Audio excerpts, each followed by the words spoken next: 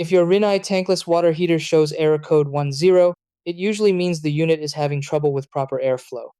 Tankless heaters rely on a balanced flow of fresh air for combustion and a clear exhaust path to safely release gases. When either the air intake or exhaust vent becomes blocked, the system detects the problem and displays error code 10 to prevent unsafe operation. This issue can occur because of debris in the vent pipe, blocked air filters, improper vent installation, or buildup inside the system. In most cases, the problem is related to airflow restriction rather than a major mechanical failure. Checking the venting system, cleaning filters, and restarting the heater can often clear the error and restore normal operation. Step 1.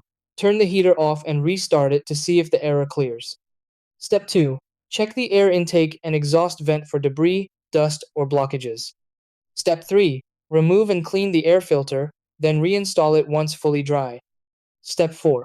Inspect vent pipes and connections for damage or improper installation.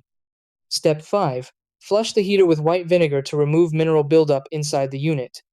Step 6. Contact a qualified technician if the error continues after these checks.